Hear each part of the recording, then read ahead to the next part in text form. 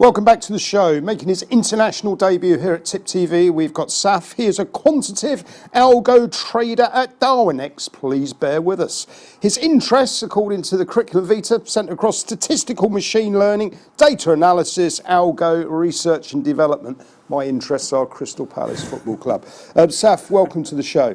Thanks for having me. We talked off air. You don't believe in technical analysis. Entirely.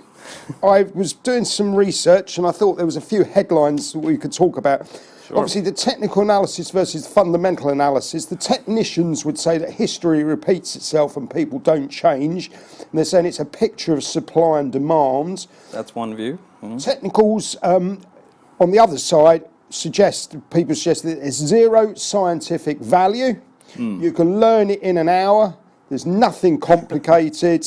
So my question is, are charts and technical analysts, are charts basically for sailors and pot pickers? So the problem with quantitative thinking versus technicals is that technical analysts are too focused on the visual. And there are only so many different ways you can perceive a chart, and it's all subjective. So one technical trader will look at things quite differently on many occasions to another technical trader. So you're never really in consensus on which way the market's going. A lot of technical traders tend to follow the trend, and the problem with that is that markets don't trend most of the time. So quants come in with more of a mathematical approach to things, a scientific approach where we believe that if you take away the trending elements of a market, what's left? What drives it? And using statistics, time series analysis, and machine learning, we're able to sort of mathematically evaluate probabilities of things happening over extended periods of time without ever looking at a chart.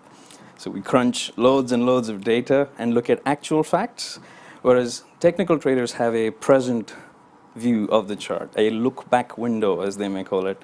And there's just too many ways of visualizing the same thing on a chart, which leads to confusion. The second more important problem from a scalability perspective is that if you have the same thing being done by practically everyone in the market, then ultimately your scalability is going to get upset by that.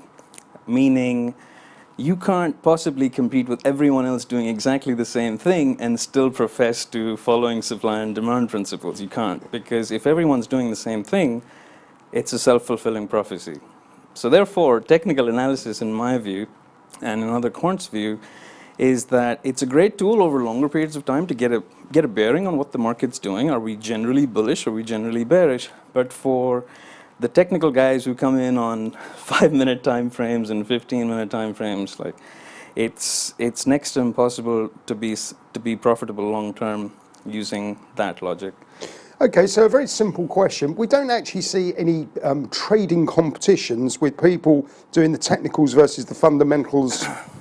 Would that be a good idea? I think it would be, because I do believe in fundamental analysis when applied to, say, equities, because I think technicals, in my view, which is my own humble opinion, that technicals don't really have any place in evaluating equities. I think fundamental analysis and quantitative analysis tend to lead to more understandable, reasonable outcomes when you're treating equities. In foreign exchange, high volatility market, I believe quantitative analysis tends to lead to more favorable outcomes. And with fundamentals versus technicals in those two different environments, a competition in each, I would really enjoy the thought of that. Okay, so finally, to wrap up, people would say that you use the fundamentals to choose what to buy, and you use the technicals when to buy. That's the current impression people have of technical analysis, that it allows you to look for good entry points, entries and exits. There's too much focus on that. Whereas as quants, we focus on the risk management side and how much our strategy can beat the market past transactional costs and taxes, which is how the institutional environment treats it. So quants, therefore you'll find many quants in institutional circles more than you'll find in retail circles, because there's very little awareness in the retail circles primarily due to things like technical analysis, because there are far too few retail traders with a focus on this, because it's a complex area. If we can do more on awareness and education, I think we can breed a new wave of retail trader who comes in and says, right, where's my data? Let's go. Saf, we ran out of time. Thank you very much for your personal view on technical analysis. Next time you come on, we'll talk about your parent company, Darwinex. Will do. Thank you. Thank you.